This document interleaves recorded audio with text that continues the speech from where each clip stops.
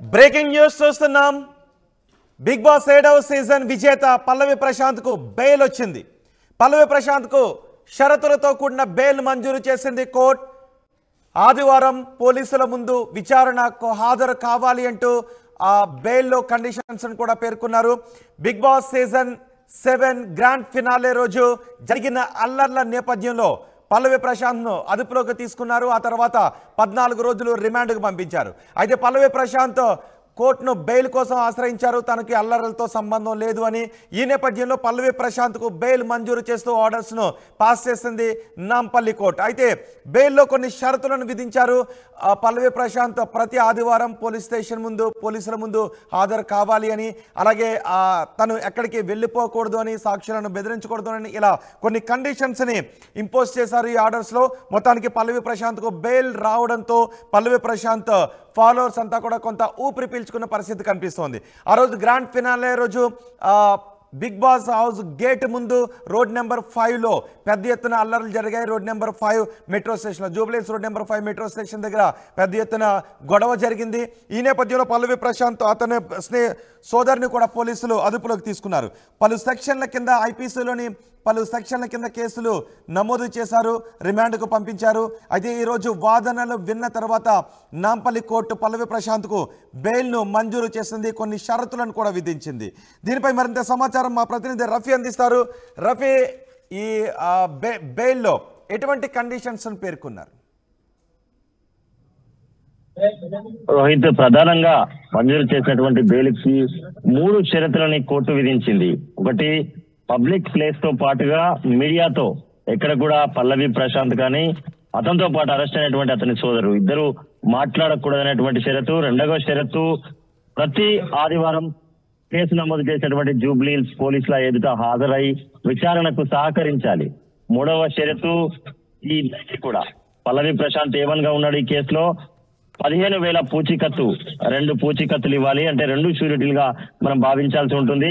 వాళ్ళ తమ్ముడికి అయితే 5,000 చొప్పున 2 షూరిటీలు ఇవ్వాలంటూ కూడా ఈ 3 షరతులు ప్రధానంగా నాంపల్లి కోర్టు విధించింది. మిగతా జనరల్ గా అన్ని బెయిల్లకు ఉండేటువంటి షరతులు తెలిసే కేసుకి సహకరించడంతో పాటుగా ఇతర ప్రాంతాలకు వెళ్ళకూడదనేటువంటి షరతులన్నీ కూడా జనరల్ కేసులు ఉన్నాయి. అయితే చాలా పెద్ద ఎత్తున పల్లవి ప్రశాంత్ అభిమానులతో పాటుగా ఆయనకు సపోర్ట్ చేసినటువంటి అడ్వకేట్స్ అంతా కూడా స్వచ్ఛందంగా వీళ్ళు కేసును వాదించారు. వాళ్ళ కుటుంబ సభ్యులు, వాళ్ళ గ్రామస్తులంతా కూడా నాంపల్లి కోర్టు ముందు ఉదయం నుంచి వేచి చూసినటువంటి పరిస్థితి ఆయనకు వస్తుందా రాదా అని. ఎందుకంటే సెక్షన్ 3DPP కేసు ఉంది. ఇందులో పబ్లిక్ ప్రాపర్టీ డ్యామేజ్ తో పాటుగా పోలీసులు విధులను అడ్డుకున్నాడనేటువంటి తీవ్రమైనటువంటి సెక్షన్ 353 ఉంది. కాబట్టి ఆయనకు బెయిల్ రాకుండా ఉండేందుకు అవసరమైనటువంటి అన్ని చర్యలు పీపీ వైపు నుంచి తీసుకున్నారు పోలీసులు అని చెప్పొచ్చు. చాలా బలంగా వాదించడం జరిగింది.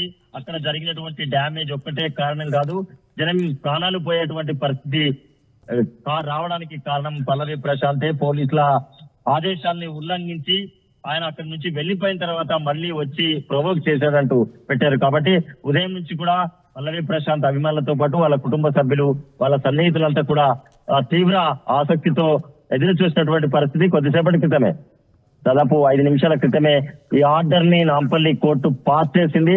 అయితే బెయిల్ ప్రొసీజర్ అంతా జరగడానికి ఇంకా సమయం పడతా ఉంది. కాబట్టి రేపు ఉదయం 6 గంటల సమయంలో పల్లవి ప్రశాంత్ బెయిల్ పైన బయటికి వచ్చేటువంటి అవకాశాలు అయితే కనిపిస్తా ఉన్నాయి. రైట్, అంటే పల్లవి ప్రశాంత్కు బెయిల్ రావడానికి పల్లవి ప్రశాంత్ తరపు న్యాయవాదులు వినిపించిన వాదన ఏంటి? ప్రధానంగా రోహిత్, వాళ్ళు మొదటి నుంచి ఎప్పుడైతే బెయిల్ దాఖలు చేసినటువంటి టైంలోనే వాళ్ళ గ్రౌండ్స్ ప్రిపేర్ చేసుకున్నటువంటి పరిస్థితి కనిపించింది. వాదనలు కూడా వినిపించారు వాళ్ళు. ఎప్పుడైతే పల్లవి ప్రశాంత్ బిగ్ బాస్ ఆ సెషన్ హౌస్ నుంచి బయటికి వచ్చాడో అతనికి బయట ఏం జరుగుతుందో తెలియదు. అప్పటికే పెద్ద ఎత్తున పోలీసులు చెప్తున్నట్టుగానే 5 నుంచి 6,000 మంది మాబ్ అంతా కూడా ఆ యూత్ వాళ్ళంతా కూడా బిలో 27 నుంచి 18 ఇయర్స్ కొంతమంది ఉంటే, కొంతమంది మనం చూసాం నిన్న అరెస్ట్ అయినటువంటి 16 నిందితుల్లో కొంతమంది మైనర్లు కూడా ఉన్నారు. వీళ్ళంతా మాబ్ సైకలాజికల్ గా ఉన్నటువంటి పరిస్థితి. కొన్ని వర్గాలు అందులో కంటెస్టెంట్స్ ఎవరైతే ఉన్నారో వాళ్ళ తరఫున కొన్ని వర్గాలుగా విడిపోయినటువంటి వ్యక్తులు వాళ్ళ అభిమానులు ఓడిపోయారనేటువంటి ఒక ఆక్రోశంతో ఉన్నటువంటి సందర్భం, లేదంటే వాళ్ళ అభిమాని కనిపించకుండా పోలీసులు అడ్డుకుంటున్నారనేటువంటి ఆ సందర్భాల్లో వాళ్ళు రెచ్చిపోయి రాళ్ళు రుబ్బేటువంటి అవకాశం ఉంటుంది. కానీ అక్కడ లా అండ్ ఆర్డర్ ఫెయిల్ కాకుండా చూడవలసినటువంటి బాధ్యత పోలీసులది. ఎందుకంటే షో నిర్వాహకులు హోస్ట్ చేస్తున్నటువంటి వాళ్ళందరూ కూడా ఈ షో నిర్వహించడానికి ముందే పోలీసుల అనుమతి తీసుకున్నారు కాబట్టి కావాల్సిన భద్రత కల్పించాల్సినటువంటి బాధ్యత పోలీసులదే. లా అండ్ ఆర్డర్ ఇష్యూ వస్తుందన్నటువంటి విషయం వాళ్ళకు ముందే తెలుసు. అయినప్పటికీ వాళ్ళు లా అండ్ ఆర్డర్ ని కంట్రోల్ చేయడంలో ఫెయిల్ అయ్యి సంబంధం లేనటువంటి పల్లవి ప్రశాంత్ పైన కేసులు పెట్టారు. ఈ కేసుకి అతనికి సంబంధమే లేదు. స్టోన్ ఫెల్టింగ్ జరిగిన సందర్భం కానీ అక్కడ లా అండ్ ఆర్డర్ ప్రాబ్లం అదుపు తప్పినటువంటి సందర్భంలో పల్లవి ప్రశాంత్ అక్కడ లేనేలేడు. అతను బయటకు వచ్చిన తర్వాత పోలీసుల ఇన్స్ట్రక్షన్స్ మాత్రం పాటించకుండా పల్లవి ప్రశాంత్ తరపు న్యాయవాదులు ఒక వాదన వినిపించారు. 41A నోటీస్ ఇవ్వాలి, అన్ని కూడా 7 years ఇంప్రిజన్మెంట్ ఉండేటువంటి సెక్షన్లే కాబట్టి పోలీసులు అక్కడ దాన్ని ఫాలో కాలేదు అని అన్నారు. దానికి పోలీసులు ఎటువంటి సమాధానం ఇచ్చారు?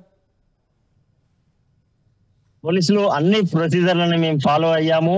పోలీసుల ఇన్స్ట్రక్షన్స్ ని చాలా క్లియర్ గా అటు బిగ్ బాస్ నిర్వాహకులతో పాటుగా ఇటు పల్లవి ప్రశాంత్ అతని వెంట సహాయకులుగా ఉన్నటువంటి వ్యక్తి డ్రైవర్ తో పాటుగా వాళ్ళ స్నేహితులు వాళ్ళ సోదరులు అందరికీ కూడా మేము ఇన్స్ట్రక్షన్స్ ఇస్తున్నటువంటి వీడియోస్ అన్ని కూడా మా దగ్గర ఆధారాలుగా ఉన్నాయి.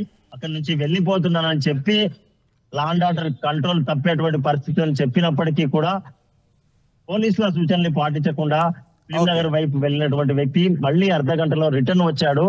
ఇతని మూలంగానే అక్కడ లా అండ్ ఆర్డర్ కంట్రోల్ తప్పిందనేది పోలీసుల ప్రధాన వాదన.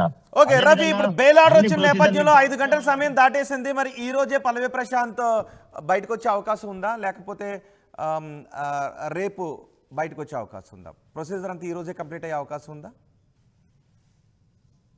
ప్రధానంగా బెయిల్ మంజూరు చేస్తూ నాంపల్లి కోర్టు షరతులు విధించింది. ఆ షరతుల్లో షూరిటీస్ కూడా ఉంటాయి. అంటే పూచీకత్తు ఇవ్వాల్సి ఉంటుంది, జమానత్. ఈ జమానత్ 2 పూచీకత్తులు ప్రధానంగా పల్లవి ప్రశాంత్ కు ఇవ్వడం జరిగింది. 15,000, 15,000 షూరిటీ. ఆ ప్రొసీజర్ అంతా జరగడానికి ఇంకా సమయం తక్కువగా ఉంది. ఇప్పటికే 5:37 సమయం గడిచిపోయినటువంటి పరిస్థితి. ఒకవేళ ప్రొసీజర్ కంప్లీట్ అయినా కానీ బెయిల్ ఆర్డర్ అనేది కన్సర్న్ జైలు అధికారులకు ఇవ్వాల్సి ఉంటుంది. అది 6 గంటల లోపే వాళ్ళకి అందాల్సి ఉంటుంది. 6 గంటల లోపు అందితే అక్కడ లోపల ట్రయల్ ఖైదీగా ఉన్నటువంటి పల్లవి ప్రశాంత్ ని పిలిపించి ఆయనను రిలీజ్ చేసేటువంటి ప్రక్రియ జరిగేటువంటి అవకాశం ఉంటుంది. కాబట్టి ఇప్పటికే సమయం ముగిసిపోయింది. బెయిల్ ఆర్డర్ రేపే వస్తుంది. రేపు వచ్చిన తర్వాత అంటే బెయిల్ ఆర్డర్ వచ్చినప్పటికీ ప్రొసీజర్ అంతా ముగిసే సమయం లేదు కాబట్టి రేపే పల్లవి ప్రశాంత్ తో పాటు అతని సోదరుడు రిలీజ్ అయ్యేటువంటి అవకాశాలు ఉన్నాయి. మొత్తం మీద పల్లవి ప్రశాంత్ కు బెయిల్ రావడం పట్ల మాత్రం ఇక్కడ ఉన్నటువంటి న్యాయవాదులు, పల్లవి ప్రశాంత్ తరఫున వాదించినటువంటి న్యాయవాదుల సమూహంతో పాటు వాళ్ళ కుటుంబ సభ్యులు, సన్నిహితులు, కొంతమంది సినీ వర్గానికి సంబంధించినటువంటి వాళ్ళంతా కూడా హర్షం వ్యక్తం చేస్తా ఉన్నారు. Right, thank you Rafi. Pallavi Prashanth కు బెయిల్ మంజూరు చేసింది Nampally court. Big boss season 7 grand finale రోజు జరిగిన అల్లర్లలో పల్లవి ప్రశాంత్ కు సంబంధం ఉంది, ఆయన ప్రోద్బలంతోనే అల్లర్లు జరిగాయి అంటూ పోలీసులు కేసులు నమోదు చేశారు. పల్లవి ప్రశాంత్ కు ఐపీసీలో పలు సెక్షన్ల కింద, అలాగే పీడీపీపీ సెక్షన్ 3 కింద పల్లవి ప్రశాంత్ పై కేసులు నమోదు చేశారు.